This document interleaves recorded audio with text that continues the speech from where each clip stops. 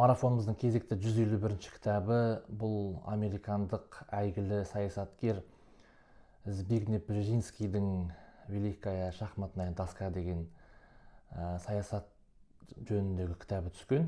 Енді жалпы автор таныстырып кетсек, ол кісі 1928 жылы 28 наурызда Польшаның Варшава деген қаласында дүниеге келген, астанасында, және 2017 жылы 26 мамырда 89 жасында Америка құрама штаттарының Виргиния штатындағы Фолс Черч деген жерде дүниеден өткен екен.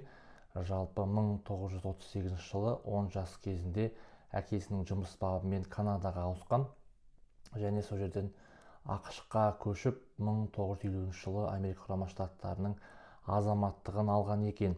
Сонымен көптеген академиялық оқуларды оқып, кейіннен Гарвард секілді Колумбийский университетте көптеген жылдар жаңағы дәріс берген. Сонымен қатар бұл кісі 39-шы Америка құрама штаттарының президенті Джимми Картердің ұлттық қауіпсіздігі бойынша кеңесшісі болған, және кейінгі жылдары ЦРУ-дың жұмысымен және көптеген басқа да осы саясатқа қатысты жұмыстарда қызмет атқарған. Енді бұл кітабы жалпы «Великая шахматная доска» деген кітабы 378 беттен тұрады және бірнеше бөлімге бөлінген. Шынымды айтайын, осы күнге дейін білмеген көптеген деректерді осы кітапты оқу арқылы білдім. Яғни қазіргі замандағы хал ахуал, қазіргі болып жатқан соғыс, сонымен қатар мемлекеттердің өзара қарым-қатынасы сол кезде, яғни бұл кітап негізі 1997 жылы шыққан, жарық көрген. Сол кездегі айтқан болжамдары әлі күнге дейін актуалды, және көп айтқан болжамдар келіп жатыр. Енді жалпы бірінші бөлімде гегемония, США жаңағы ақш-тың гегемониясы, жалпы әлемде Совет өкіметі құлағаннан кейін ақш-қа қарсы тұратын бірде-бір держава, мемлекет қалмағандығы туралы айтады. Сол бірінші бөлімде Америка құрама штаттарының жалпы қандай әсері бар әлемге, сол туралы баяндап кетеді. Екінші бөлімде Евразия это шахматная доска дейді, яғни кітаптың атауы шахматная доскасы, бұл Евразия материгі. Өзара бір-бірінен қосылып жатқан, тек қана Орал тауының бөлінуімен бөлініп жатқан осы Азия мен Еуропаның континенті көптеген шахматтық жаңағы әдістерді талап ететін мемлекеттердің жиынтығы деп келтіреді. Сонымен қатар үшінші бөлімде Европа одағын айтып өтеді. Жалпы Европа одағы негізі ішіндегі ең ірі, ең жаңағы мықты мемлекеті бұл Франция мен Германия деп келтіреді. Бірақ Германия көбінеки Америка құрама штаттарына арқа сүйейді деп келтіреді. Ал Франция болса негізі өзін осы Европаның тізгінін ұстауын өздеріне мақсат тұтады дейді. Бірақ Америка құрама штаттарына қарағанда әлсіз болғандықтан өз-өздерін тежейді дейді. Бірақ сонда да олардың сондай бір амбициялары бар дейді. Яғни Европаның басты мемлекеті болуға. Збигнев Бжезинский айтып кетеді, бірақ Францияның негізі өз басты жеке көшбасшы болуға қауқары жоқ, тек осы Германиямен өзара одағы болған жағдайда ғана сондай мақсатқа жетуі мүмкін деп. Бірақ оған Германияның өзі Америка құрама штаттарына арқа сүйеп, ондай қадамға жол бермейді дейді. Ұлыбритания негізінен ол да ұлы держава болған, бірақ соңғы жылдары сондай өзінің экономикалық жаңағы төмен түсуіне қарай және Америка құрама штаттарымен тығыз байланыста болуына байланысты біз Еуроодақтан бөлөкпіз деп бейтарап бағытты ұстанғысы келеді дейді. Басқа мемлекеттер туралы мүлдем айтылмаған. Сол жаңағы Франция мен Германияның жалпы әл-қуаты, ахуалы, солардың күш-жігері туралы көптеп осы кітапта баяндалған. Төртінші бөлім Черная дыра деп келтіреді. Черная дырада көбінеки осы кеңес өкіметінің КСРО-ның ыдырағаннан кейінгі Ресейдің хал ахуалы. Ресей бастапқыда Ресей болып шыққаннан кейін өзінің империялық амбицияларын қайтадан тапқысы келетіндігін мәлімдейді және қасындағы тәуелсіз мемлекеттерге өзінің жаңағы әсерін сездіргісі келетіндігін айтады. Сонымен қатар сол заманда 97 жылдар Украинаның мәселесін көтерген екен. Яғни негізі осы СНГ-ның ішіндегі Балтық елдерінен бөлек осы Украина негізі басты жаңағы рөлді атқарады дейді. Сонымен қатар мұсылман елдерінен Әзірбайжан менен Өзбекстанды әсіресе түртіп көрсетеді. Басқа мемлекеттерден қарағанда сол елдердің тәуелсіздікке қарай өздерінің жаңағы талпынысы зор деп келтіреді. Сонымен қатар Әзірбайжанның жалпы өзінің елінен қарағанда Ирандағы әзірбайжандардың саны өте көп екен.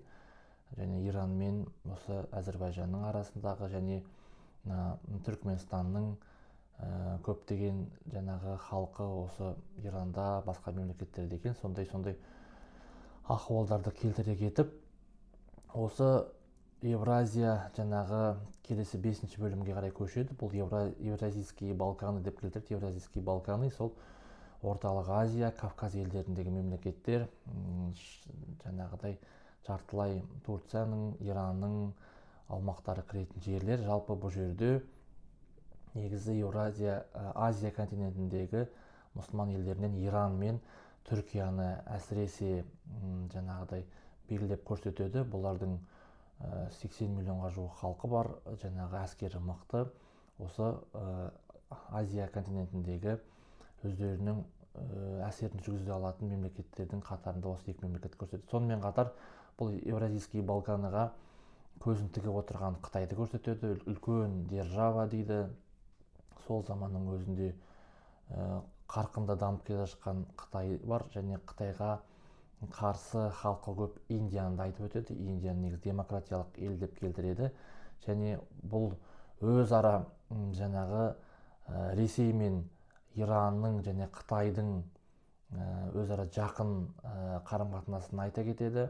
Бірақ бұлар өзара бірге қосылса ғана, егер Қытай мен Ресей қосылса ғана Америкаға төтеп берер еді дейді. Бірақ олар бұрынғы Совет өкіметі кезіндегідей Қытайды оларға басшылықты, көшбасшылықты бере қоймайды дейді. Және осы кеңес өкіметі ыдырағанға дейін қару-жарақ бойынша қару-жарақ жасау бойынша Америка Құрама Штаттарына бірден бір қарсылас осы Совет өкіметі болған, бірақ ол құлағаннан кейін Америка Құрама Штаттары бірден бір көшбасшыға айналды деп келтіреді автор. Сонымен қатар Индияның қарсы әсеріне төтеп беру үшін Қытай Пәкістанмен жақсы дейді. Өйткені Пәкістанда Индияның бір көршілесі, ал Индия өзінің демократиялық ел болғандықтан оны батысқа қарай өзінің жаңағы жақындығын айтқысы, жаңағы көрсеткісі келеді деп келтіреді. Сонымен қатар тағы да 6-шы бөлімде опорный пункт Дальний Восток деген бөлімі бар. Ол бөлімде жаңағы Қытайдың арғы жақ үнді мұхиты жағындағы, яғни Дальний Восток қиыр шығыстағы Жапония елімен әсіресе Америка Құрама Штаттарының байланысы туралы көптеп келтіреді. Енді мен түсінгенім, екінші дүниежүзілік соғыс біткен жылы, 45 жылы Америка Құрама Штаттары Германия мен Жапонияны былайша айтқан кезде басып алған. Содан бірнеше жылдар, көптеген жылдар бойы сол жақты басып, олардың қауіпсіздігіне өздері жауап бергендіктен Жапония мемлекеті әлі күнге дейін осы Америка Құрама Штаттарының қауіпсіздігіне жауап беруіне мұқтаж екен. Яғни Қытай бір жағынан өзінің регионда, яғни аумағында көшбасшы болайын десе, Тайваньға да ақш және Жапонияға да ақш өзінің қауіпсіздігін қамтамасыз ету жұмыстарын іске асырады екен. Сол себепті Қытай мемлекеті о жақта толыққанды көшбасшылыққа қол жеткізе алмай жүрген көрінеді. Яғни Америка Құрама Штаттарының әсері барлық әлемнің нүктелерінде бар екені көрсетілген. Сол Жапония арқылы Қытайдың жаңағы аумағын, жаңағы бұл қиыр шығыстағы, таяу шығыстағы елдердің баршасында Америка Құрама Штаттарының базаларының орналасуы және кейін осы Совет өкіметі құлағаннан кейін де Әзірбайжан, Өзбекстан, Украина сияқты елдерге де ақш өзінің көмегін көрсете бастауы айтылған. Және бұл Украина мәселесі негізі қазіргі күнде емес, ол тәуелсіздік алған жылдар, тіпті тәуелсіздікті кеңес өкімет, кеңестер одағы КСРО-ны ТМД деп ауыстырмақшы болған кезде де осы Украинаның жаңағы шұғыл әрекетіменен ол іске аспай қалған екен. Сол себепті Украина мен Ресейдің арасындағы кикілжің сонау 90-шы жылдарынан басталған екен. Хош, сонымен келесі кітабымызды анықтайық.